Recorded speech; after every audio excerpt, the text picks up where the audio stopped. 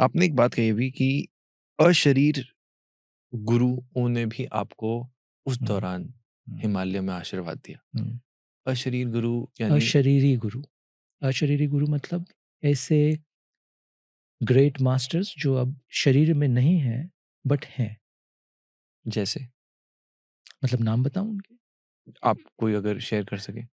अ, तो जितने भी ये अद्भुत लोगों के अभी भी मैंने नाम लिए, फिर से लेता हूँ। महाअवतार बाबा जी, बुद्ध, नानक, रमना महर्षि, रामकृष्ण परमहंस, ये ये सब हैं। ये बड़ा दुर्भाग्य है हम बोलते हैं कि ये नहीं है, बट ये सब हैं। तुम इनमें से और भी कितने हज़ारों हज़ार भारत में तो गुरु रहे हैं। तुम किसी भी की चेतना से जुड़ सकते हो। यानी आपने कहीं न कहीं इनके इनके इनकी प्रेज़ेंस को महसूस किया, क्या इसको ऐसे पुट कर सकते हैं? बिल्कुल और बहुत गहरे में महसूस किया और एक क्षण में नहीं, महीनों तक महसूस किया। कुछ एक्सपीरियंस अगर आप शेयर कर पाएँ थोड़ा-सा? तो तो 12 वर्ष की साधना में राघव ऐसा रहा कि ऑलमोस्ट हर 9 महीने या साल वो जैसे होता है ना छोटे बच्चे को आप एक पेरेंट को सौंप देते हो, बोलते हो कि मैं जा रहा हूँ, अब ये 1 साल तक तुमने पालना है। तो जिस समय मुझे अगर सौंपा गया है बुद्ध को, तो अब उस पूरा समय, चाहे वो 9 महीने या साल भर का समय है, अब मेरी चेतना में ना नानक आएँगे, ना रमना महर्षि आएँगे, ना रामकृष्ण आएँगे।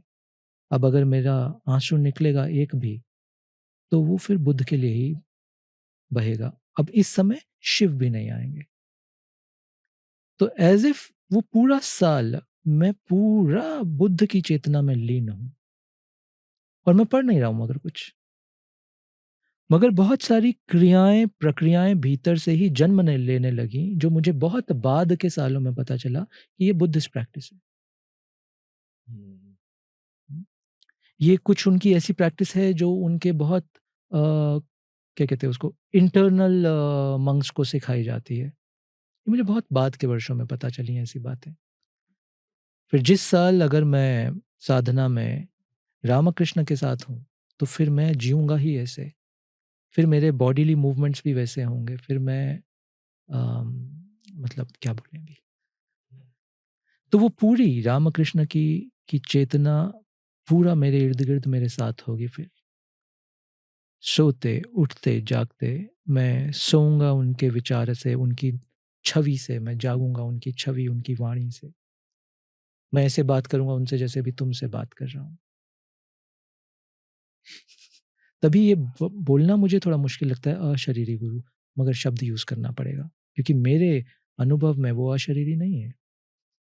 फिज़िकली बोलो तो हाँ, अशरीरी हैं। परमहंस रामकृष्ण जी जब सुबह उठते हैं, हुँ, आपने अपने शरीर में ऐसा फिर उनके भाव में क्या मन में मॉर्निंग थॉट क्या होता है? मतलब समझा नहीं, प्रश्न दोबारा बोलो? जैसे आपने कहा कि हुँ, जब आप अ, परमहंस रामकृष्ण जी को हुँ, महसूस कर रहे हैं हुँ, और आप उन्हीं की तरह बॉडीली मूवमेंट्स करते हैं, हुँ, हुँ, हुँ, वो विचार सोचते हैं, हुँ, तो उनके विचार से हुँ। नहीं, ऐसा नहीं कि जो वो सोचते हैं वही मैं सोच रहा हूँ, ऐसा नहीं है। उनकी प्रेज़ेंस तो फ़ील मैं करेंगे। पूरी उनकी प्रेज़ेंस के साथ हूँ अब। तो क्या कोई कम्युनिकेशन है या कोई कोई वो मैसेज देने की कोशिश कर रहे हैं? प्रॉपर कम्युनिकेशन है। एंड वाज़ वो किस एक बारे ये में? शब्दों में नहीं है कम्युनिकेशन। हुँ, ये ऐसा है, एक मौन का भी कम्युनिकेशन होता है। कभी तुमने कभी अपने किसी बिलवड के साथ अनुभव किया होगा हुँ, कि तुमने देखा और तुम्हें पता है कि वो क्या बोल रहे हैं। शब्द कहने की ज़रूरत नहीं पड़ी। एक ट्रांसफरेंस का प्रोसेस है ऐसा मान लो। हाँ, I think this is a good way to say. Raghav ये ट्रांसफरेंस का प्रोसेस है।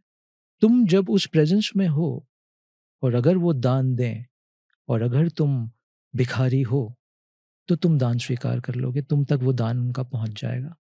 कुछ ट्रांसफरेंस हो जाएगी। एनर्जी के रूप में? उनके भाव ट्रांसफरेंस हो जाएँगे, उनकी बीइंग का कुछ पार्ट ट्रांसफरेंस हो जाएगा। एक समझ लो वो जो क्या बोलते हैं उसको अम्बिकल कॉर्ड, वो जुड़ गया उनके साथ और सब ट्रांसफ़र हो रहा है उसमें।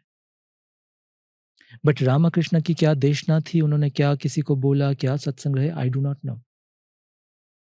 बट ट्रांसफरेंस है ये। This is so divine. हम एक बात बोल देता हूँ इस पॉडकास्ट में, बट ज़्यादा नहीं बोलेंगे उस बारे में। ये एक ट्रांसफ़रेंस की टेक्नोलॉजी भी है, जिससे शरीर के बियॉन्ड की प्रेज़ेंस को महसूस किया जा सकता है और वो संदेश ट्रांसफ़र किए जा सकते हैं। और रशिया के कुछ साइंटिस्ट ने अब की उम्र में इस एज में इसको डेवलप कर लिया है और ऐसे कुछ टूल्स मैंने देखे हैं। ज़्यादा बात नहीं करेंगे।